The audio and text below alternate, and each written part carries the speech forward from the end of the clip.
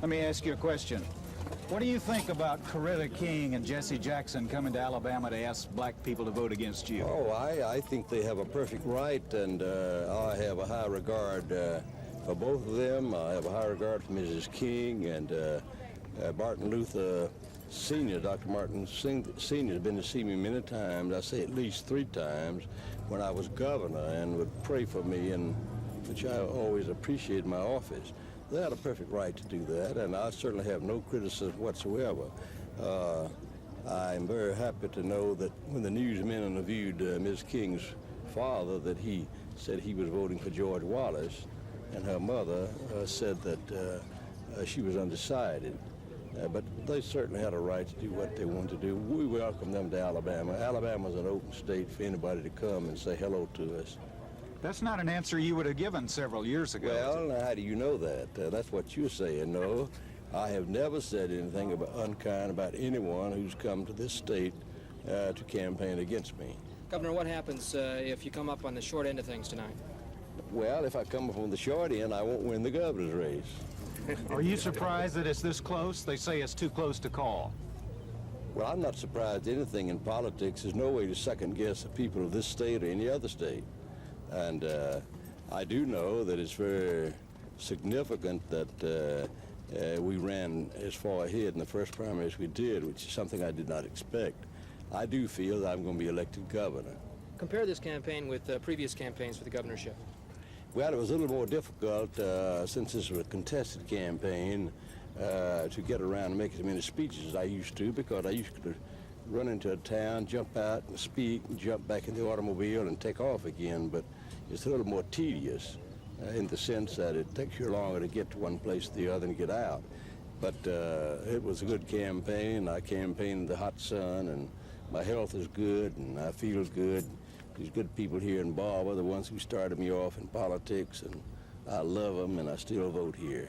Governor, your opponent has said that you twisted some of the issues concerning ERA and your stay on school prayer. Well, let me say this, that there are many things said in campaigns by your opponents, and I can understand that. Everybody wants to win the governor's race, and I have no criticism of anything he has said one way or the other.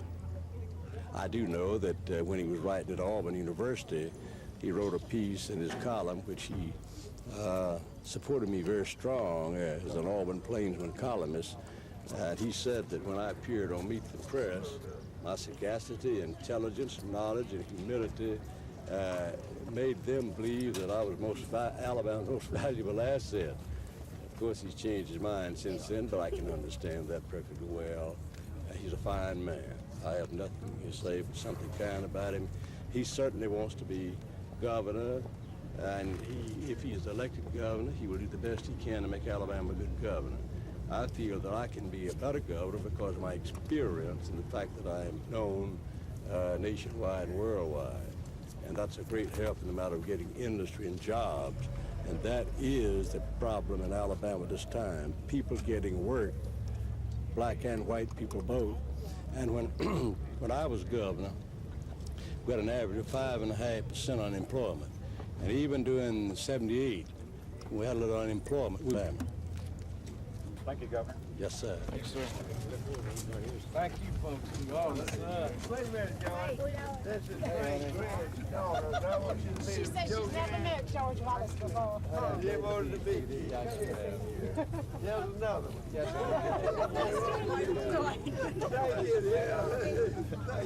Thank you. Good home, folks.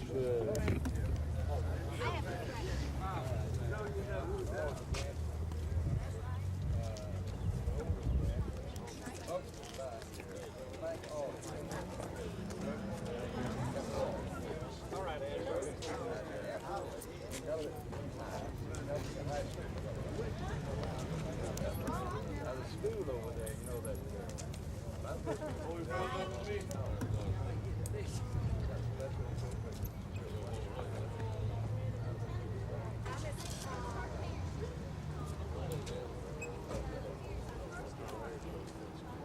Hello, young man. Glad to see you. Yes, Good to see you. Eva, thank you, dear. Daughter, Alexander, they come down to see me, and I get the governor's office. Tell Bernice and Alexander, y'all come to see me.